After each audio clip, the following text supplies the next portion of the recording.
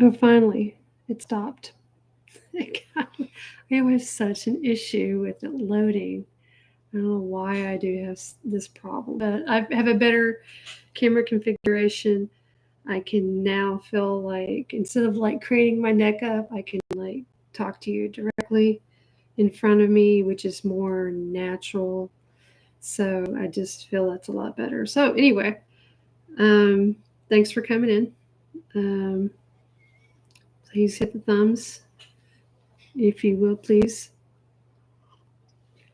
And um, just kind of giving y'all a recap on my market that I just had this last Saturday, which was the 12th, and um, it was pretty good market. It wasn't bad, it could have been better, um, but still wasn't bad at all. And um, so I did pretty good.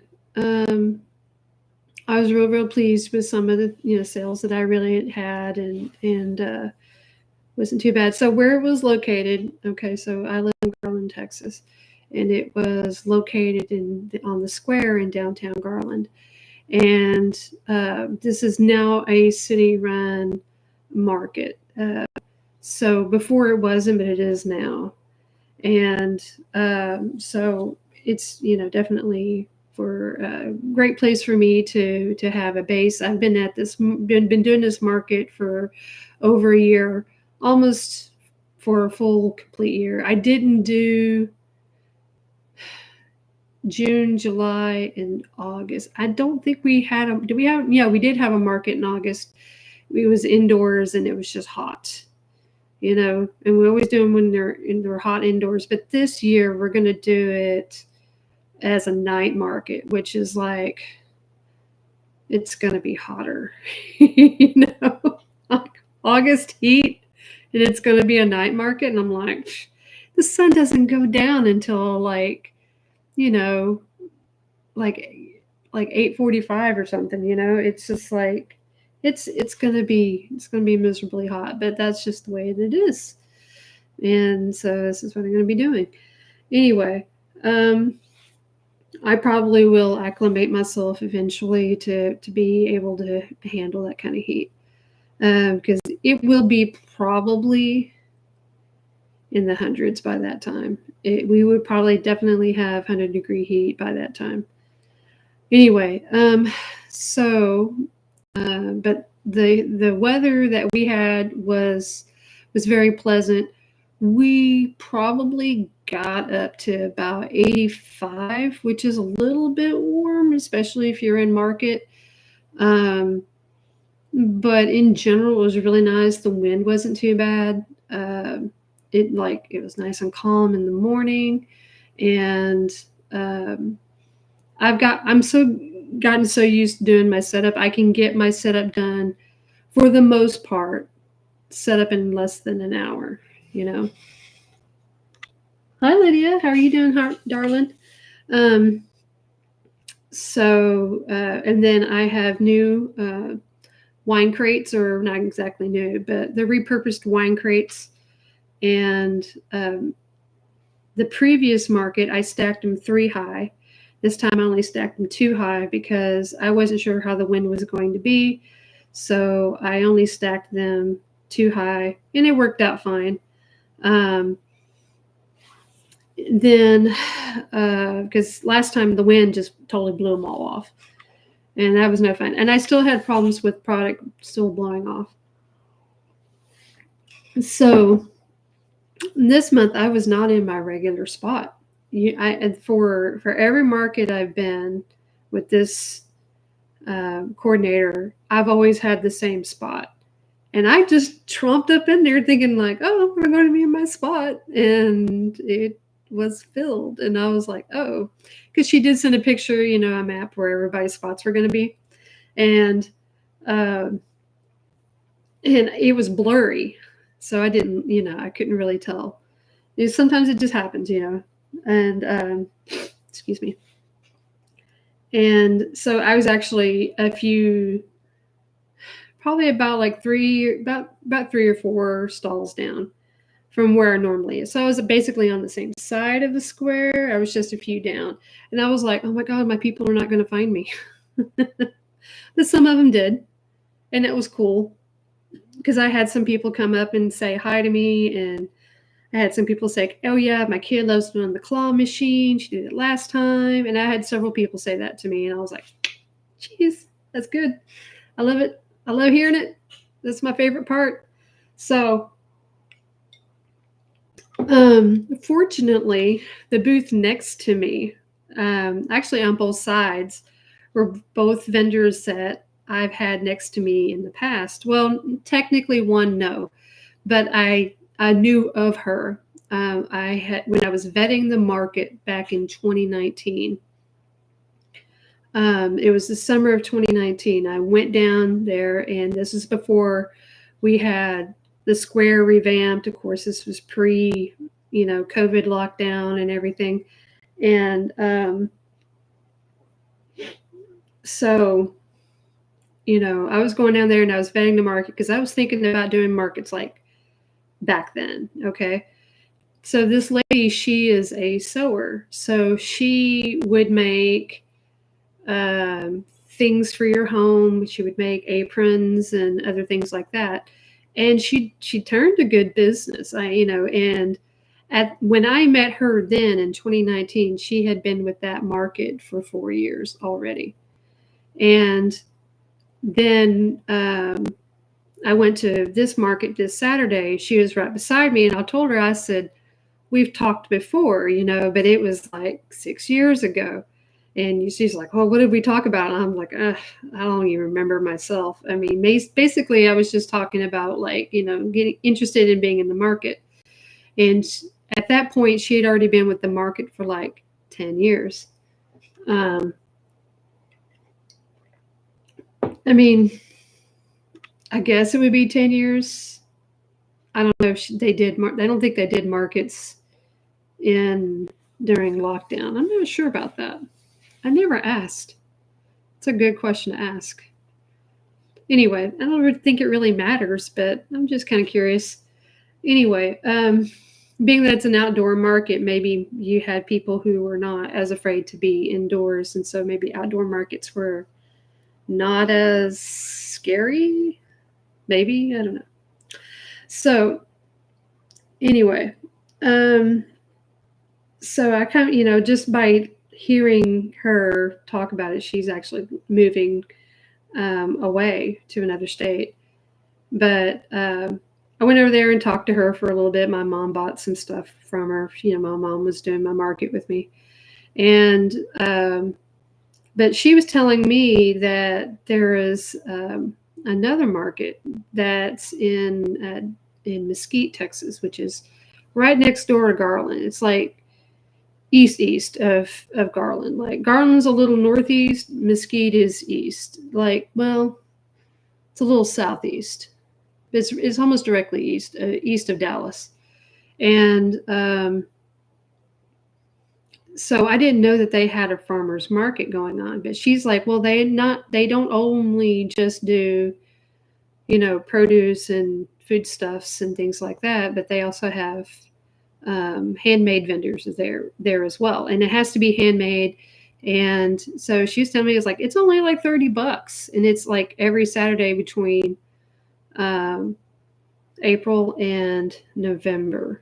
And they might have some extra dates in December for holiday shopping and things like that. And I was like, every Saturday for $30, that's pretty sweet. And then, I can do the urban market once a month because it only happens once a month. And I don't want to, walk away from that. But I've been looking to establish myself at other markets so I can build a client base.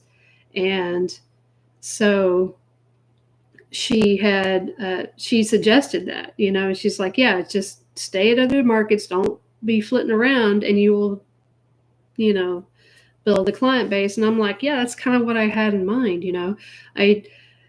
To try to find markets and ones that are, that just haven't done well, for me. It's like I've been trying here and there. And I want to be like an established, what's the word for that? Established, or just have established position at certain markets. So I will have a clientele base for people to come and see me and see what I have that's different, or they can rely on me if they say they want a commission or something like that. I'd be something familiar, and people like familiarity. Okay. They like steadfastness, and that's kind of what I really want to be. I want to be, like a fixture, in a way. And, so I'm, and like $30, that's pretty reasonable. Also, the market only runs from like 9 to 1. And that means like you're going to avoid like the major heat of the day. Okay. It's going to get warm between 9 and 1, but it's not like the worst part of the day is like at between 2 o'clock and 3 and 5. Like, that's the hottest time of the day. And the sun can be really intense, and you can just, I was going to say something a little off color, but no, I'm not going to say it. I want to. I'm trying to be, you know, what's that word? Oh shit, I can't even think of the word. Circumspect, I guess. I guess is the right word to say. But anyway, politically, like, can't say it, politically correct. Yeah, I don't want to be like offensive. So anyway, yeah, so that's just going to be a benefit. So I've got to prep for that. So, but let me tell you all about that situation just a moment. But let me get back to that market that I had this Saturday. So I'm thinking like, okay, well, this is the market that I'm going to have right before Easter. And,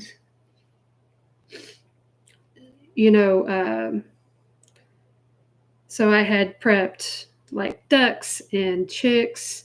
I made some rabbits. I made some, like big rabbits with the overalls and the hat, which is, what channel is that? What channel is that?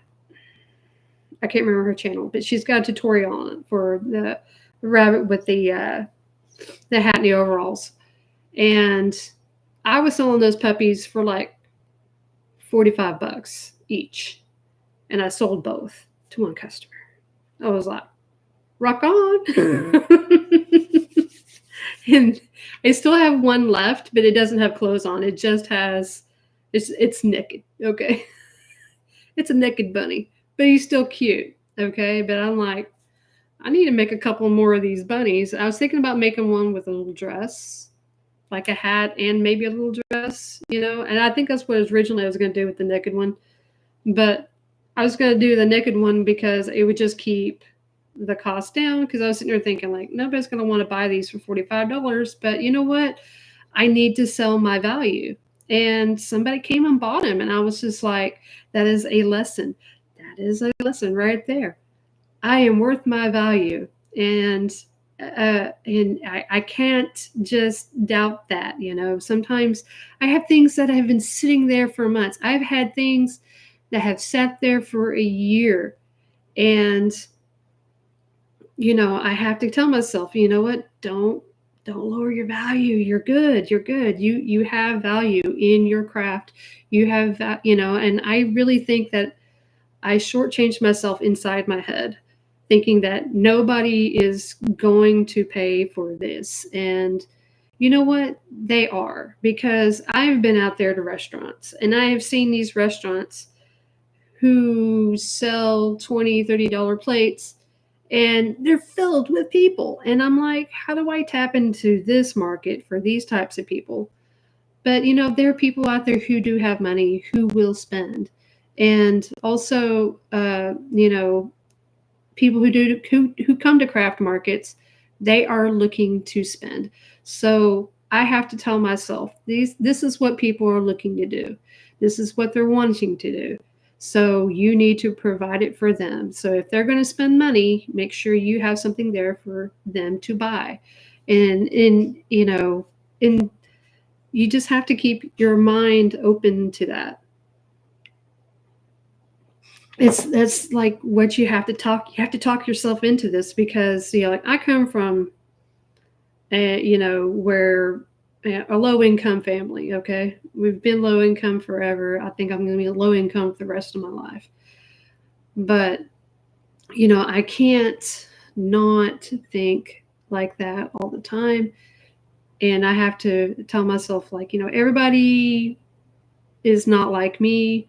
Um, some people actually do put the value in handmade and so on and so forth. And I also have to tell myself, yes, the crochet market is a little bit saturated. There's like 1,000,002 crocheters right now. And yes, I do feel that is my opinion, and I do believe it is fact. And a lot of us make the same bull stuff, but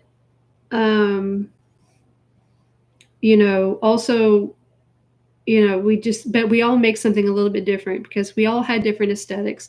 We all have something that appeals to us. So, and when you're making stuff for markets, make stuff that you feel that it gives you joy. Like, I've even turned down a commission that I did not like to make. Like, the more I worked on it, the more I hated this thing. And I just finally got to the point where I just didn't want to pick it up anymore. And it was like, you know, um, you know, I just finally said, I was like, I can't work on this thing anymore. It's like, there's no joy in this thing. And I was like, I'm just going to suggest, to them, like, I'll make you something else.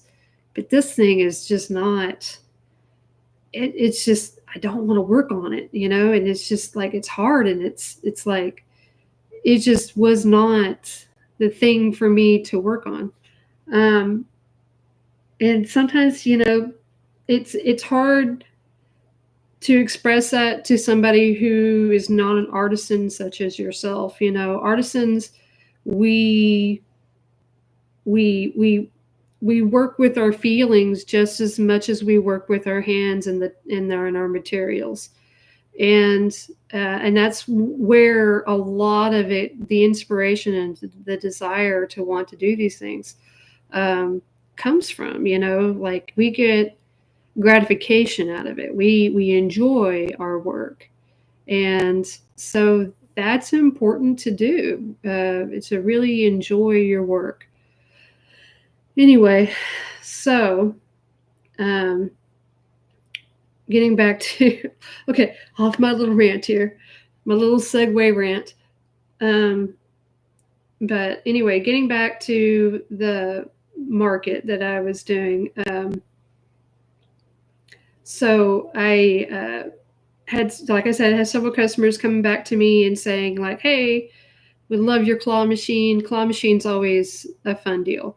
Like, big kids, little kids, they all love it. Okay, and they have such a good time with it.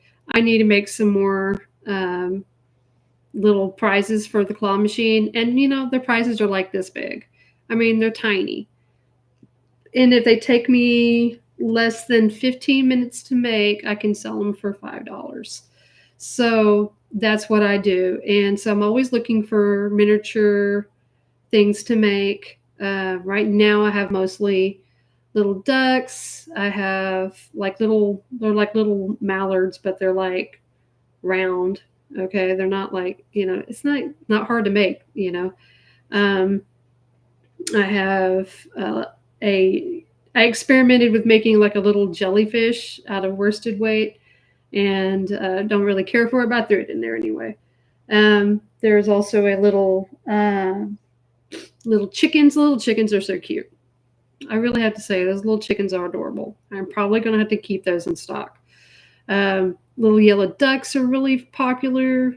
I had a bunny rabbit in there. I've had blueberries in the past.